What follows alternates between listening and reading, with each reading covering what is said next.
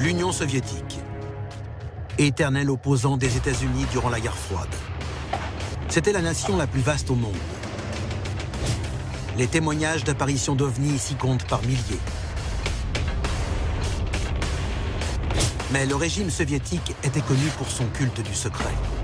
L'URSS et la Chine avaient de bonnes raisons de ne pas exposer leur point de vue sur les extraterrestres à leurs citoyens. Plusieurs rencontres auraient pu avoir des conséquences catastrophiques dans le monde entier. Derrière le rideau de fer, nous allons revivre quelques-unes des plus grandes affaires de rencontres extraterrestres en Russie. Bienvenue dans Alien Files. La machine est en marche. Des dossiers restés confidentiels pendant des décennies et décrivant des manifestations extraterrestres ont été rendus publics. Nous allons révéler le contenu de ces documents et découvrir ce que le gouvernement américain voulait cacher. C'est à suivre dans Alien Files, l'émission qui perce les plus grands secrets de la planète Terre. Dalnegorsk, 29 janvier 1986.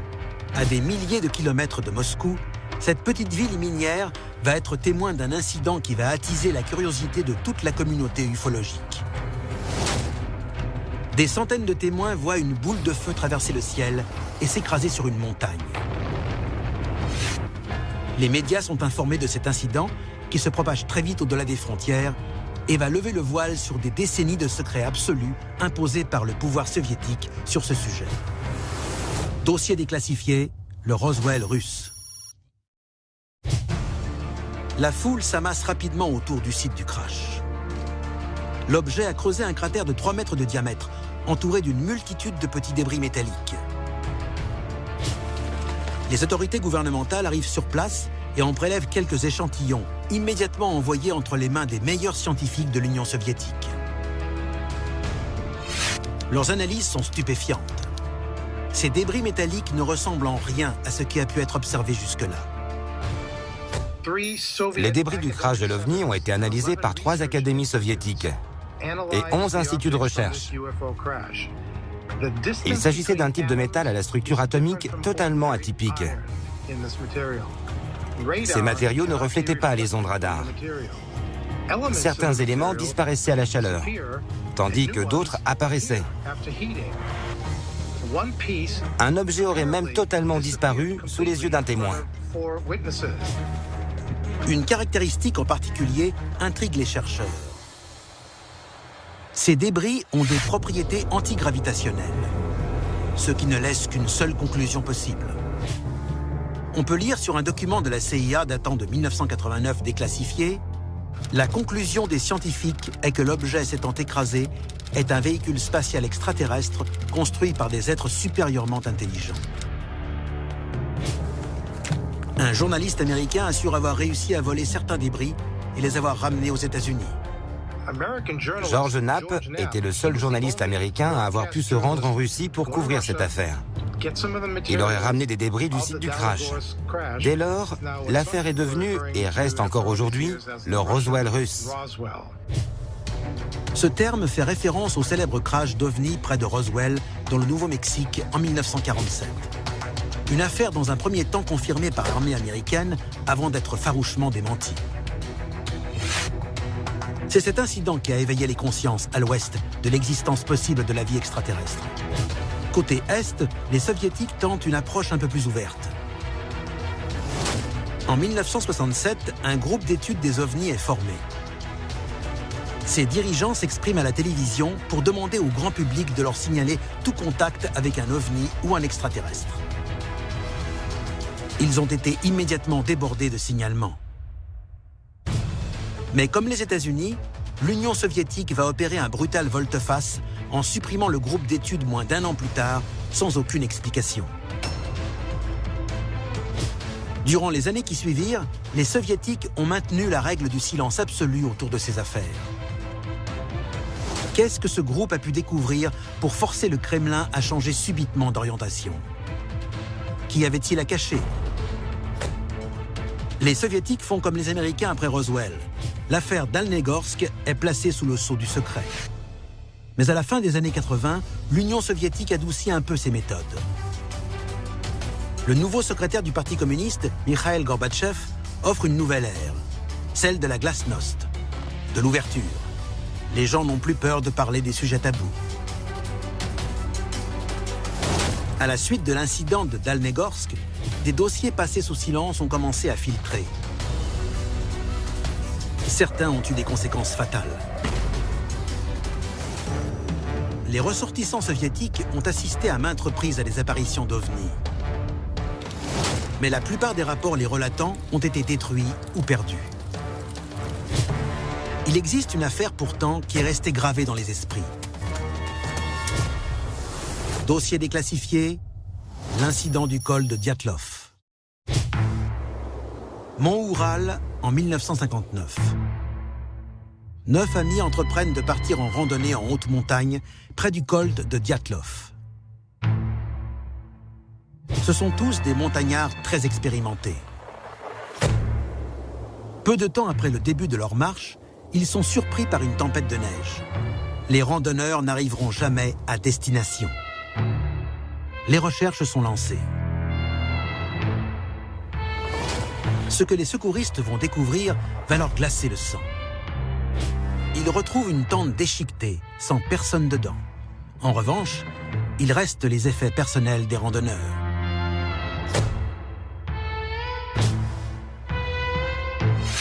Après un examen détaillé, les secouristes constatent que la toile de tente a été coupée de l'intérieur. Ils suivent des empreintes de pas jusqu'à la lisière d'une forêt.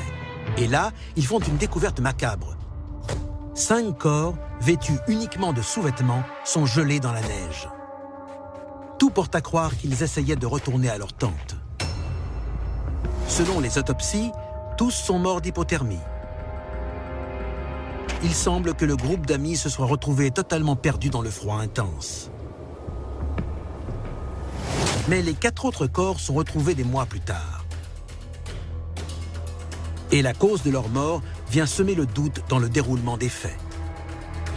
2 d'entre eux présentent d'importants traumatismes crâniens. Un autre a subi un enfoncement thoracique. Une femme a eu la langue coupée. Un rapport final concernant cet incident est classé dans les archives secrètes, où il restera jusque dans les années 90. Mais une fois la classification levée, certains éléments du dossier ont disparu. Certains secouristes parlent de blessures mortelles ne pouvant pas être provoquées par un humain. Ils signalent également des traces de contamination par radioactivité à haute dose observées sur certains vêtements des victimes. Qu'est-ce qui a pu pousser ces 5 randonneurs à déchirer leur tente et à s'enfuir en sous-vêtements en pleine tempête de neige? Comment cette radioactivité est-elle arrivée là? Et à quoi sont dues ces blessures étranges? Plusieurs hypothèses sont envisagées. L'accès de folie dû à l'hypothermie, un meurtre perpétré par les Mansi, une tribu indigène de la région. Au cours de l'enquête, un autre groupe de randonneurs s'est manifesté et a dit avoir observé des sphères lumineuses dans le ciel au moment des faits. Pourtant, les autorités soviétiques vont classer l'incident. Il s'agit pour eux d'une mort accidentelle sans intervention d'un tiers. Beaucoup de spécialistes des ovnis estiment qu'il s'agissait bien d'une affaire d'enlèvement extraterrestre. À partir de cet instant, l'embargo sur la vérité s'est développé. Les soviétiques avaient certainement de très bonnes raisons de ne pas parler des extraterrestres au peuple. Pourquoi l'URSS aurait-elle caché la vérité? S'il existait vraiment un danger lié à des enlèvements par des extraterrestres, pourquoi les passer sous silence? Que pouvait bien cacher le Kremlin? L'incident du col de Dyatlov s'est produit à une période où du secret pouvait dépendre le sort de l'humanité. À la fin des années 40, la guerre froide commence entre l'URSS et son grand rival, les États-Unis. Les 2 nations se livrent à une course à la dissuasion nucléaire. Au début des années 50, des escadrilles de B-52 font en permanence route vers le territoire soviétique. L'ordre de faire demi-tour ne leur est donné qu'au dernier moment.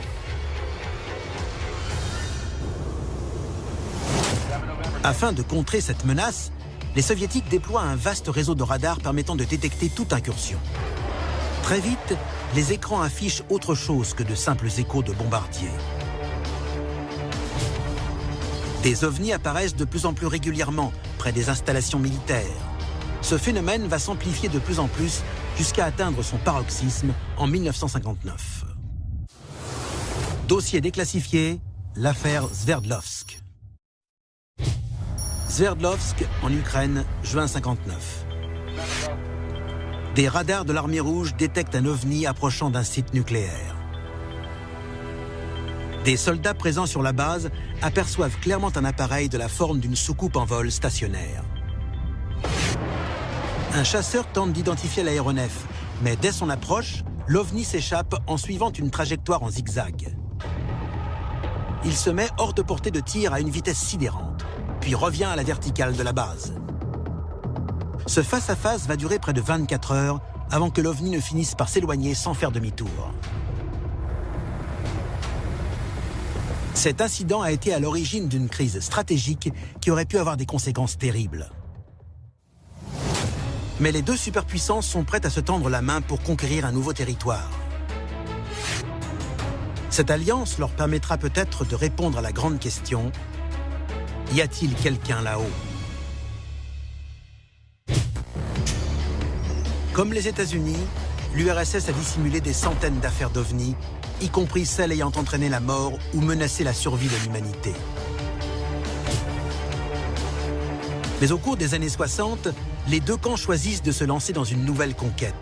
Leur soif de puissance pourrait cependant les mener directement à leur perte.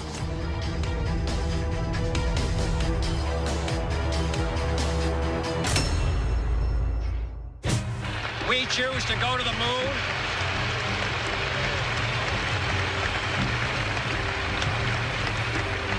We choose to go to the moon in this decade and do the other thing. Not because they are easy, but because they are hard.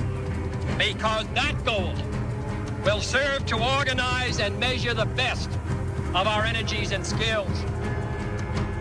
En 1961, John Kennedy annonce à l'Amérique son intention d'envoyer un homme sur la Lune. D'un point de vue stratégique, il cherche à doubler l'URSS dans la course à la conquête spatiale. Mais certains experts estiment que la mission lunaire avait un autre objectif que la fierté nationale.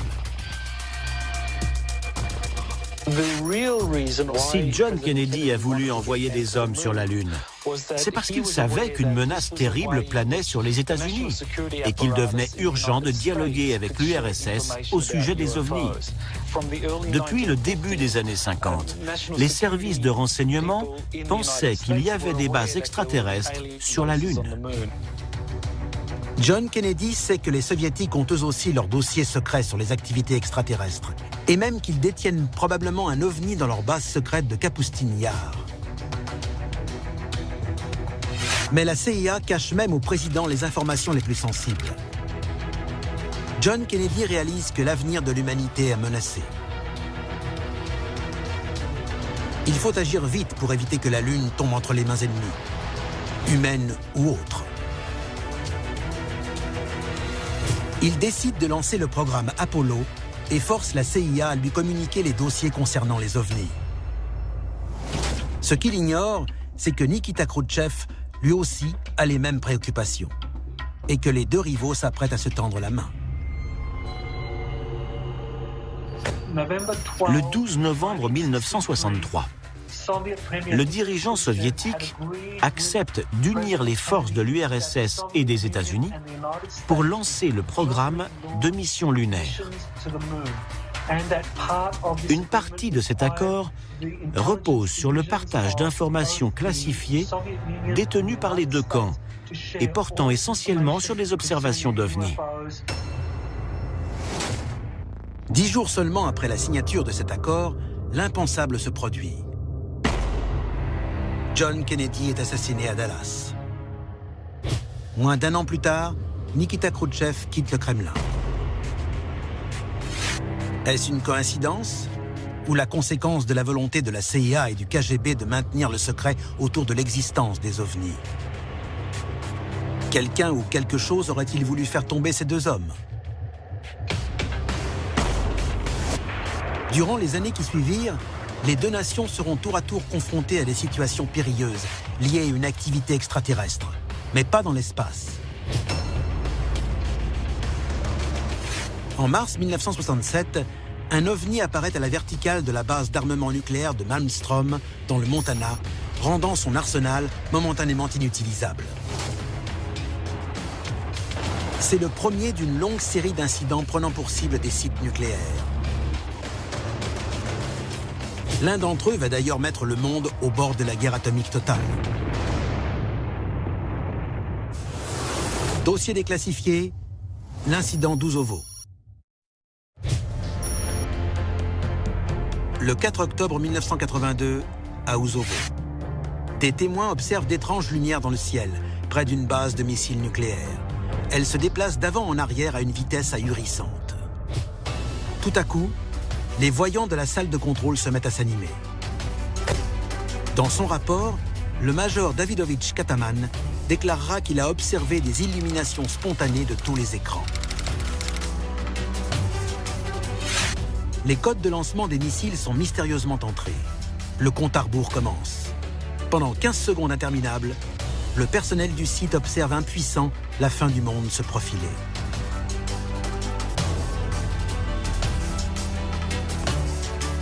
Mais aussi soudainement que le phénomène est apparu, il disparaît. Et les lumières à l'extérieur disparaissent à l'horizon. Cet incident soulève une question cruciale. Pourquoi des extraterrestres s'intéresseraient autant à notre arsenal nucléaire?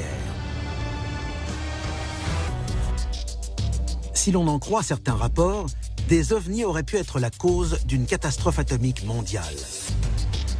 Mais ce n'était pas pour autant le premier. En 1967, un ovni aurait désarmé purement et simplement un missile dans un silo de la base de Malmstrom, dans le Montana.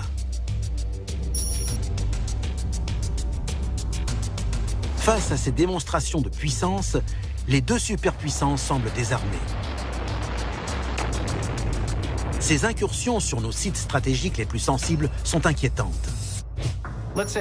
Supposons que des extraterrestres aient vraiment survolé nos installations militaires. Pourquoi le feraient-ils? Quelles seraient leurs intentions? Je pense que s'ils tentent de désarmer notre arsenal nucléaire, c'est pour semer le trouble dans nos esprits et nous pousser à croire que notre armement ne ferait pas le poids contre le leur. Selon John Greenwald, si ces extraterrestres sont là, ce n'est pas pour nous donner une leçon ou nous apporter des réponses, mais pour nous pousser à nous questionner sur la faiblesse de nos défenses. Et si ces êtres s'intéressent à ce point à notre armement, c'est peut-être pour préparer quelque chose qui va au-delà du simple contact amical entre deux mondes.